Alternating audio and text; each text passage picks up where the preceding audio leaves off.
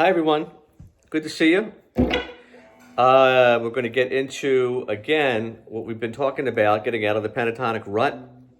We've been going over controlling C7th up and down the neck and then showing you arpeggios. And we want to get into the notes that are going to sound better when you're doing your solos. So we're going to do a little review and then we're going to talk about some of the notes that are best for you to be playing when you want to improvise. So with the first thing we showed you when we were dealing with the C7th scale, we showed you this scale here.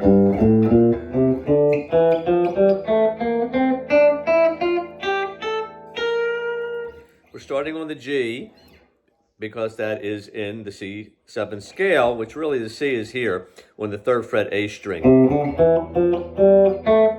B flat, and then repeats it again.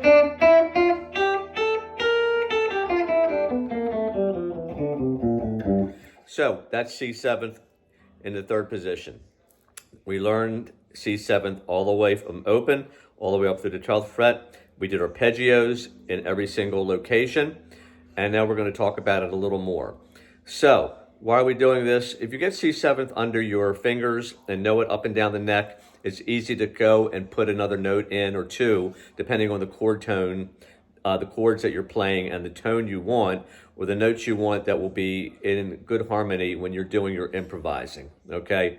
We're talking about C and we're talking about C7th, okay? And that's also the Mixolydian mode. So one of the things we talked about is we want to do, after we know the scale, and we know we can do runs using those notes, we know we learned arpeggios. The arpeggios we learned in this position was...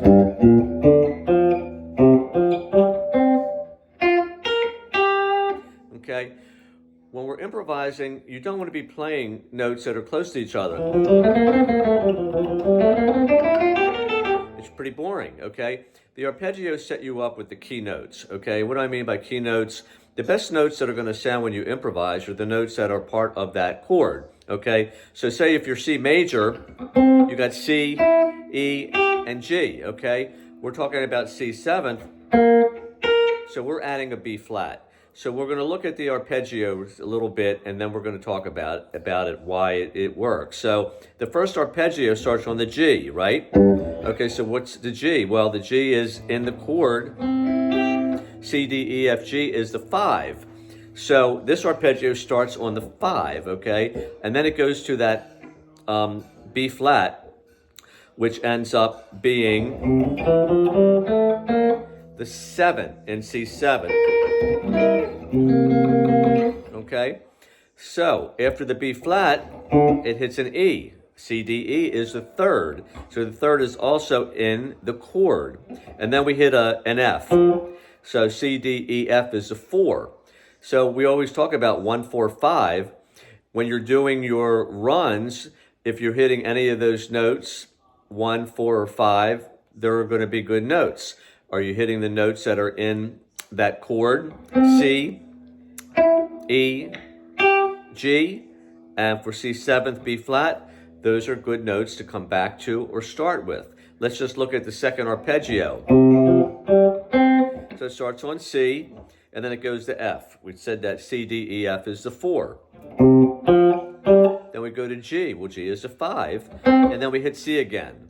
So all of those notes are either in the chord or or we're adding the 4, okay? And then the last one is, so we're hitting again, we're hitting F, which is the 4. We're hitting the B flat, which is the 7, okay? When we're doing the flat 7 for the C7th sound. And then we're going back to G. C, D, E, F, G is the 5. So you see that those notes, those are the ones you want to try and pick up. And if you look at all different arpeggios that can be in here, there's just, tons. It's not those 3. They're going to have those notes in it that are best for you. Let's just analyze the next scale that of C7th going up from the 5th position.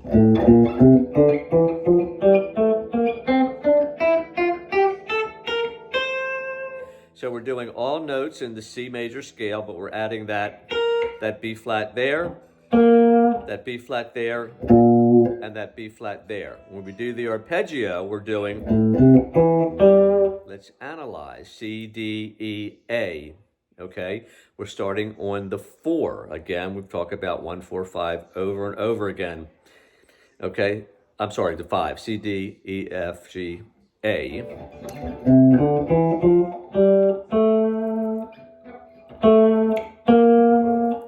So I'm really talking about the 6.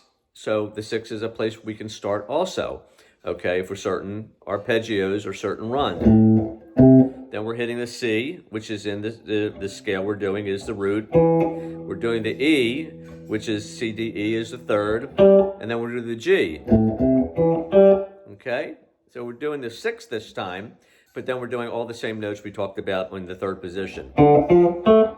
Then we're going to D, okay? C, D, well, we're putting the 2nd in there, okay, which is fine to start on. But then we're going right to the F. C, D, E, F is the C, D, E is a 4. Then the A again, which is the 6. And then back to C. The next one, so we're doing, now we're going to start on G. C, D, E, F, G is a 5. We're going to the B flat, which is the 7. We're hitting the D. Okay, that's the 2nd. Then we're hitting the F, which is a 4. And then we're doing.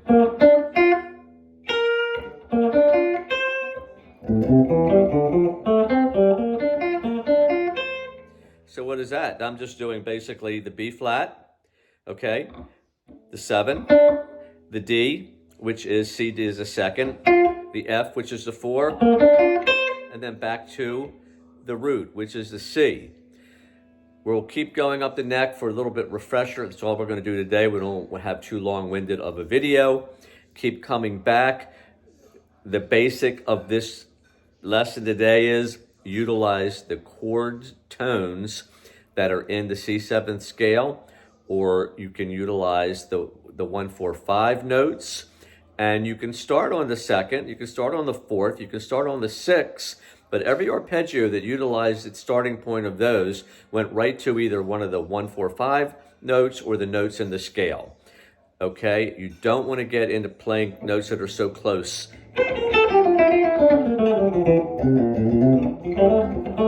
You want to stretch them out.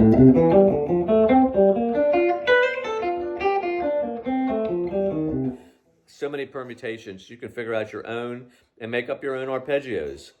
Keep coming back. Love to see you again. See you soon. Bye.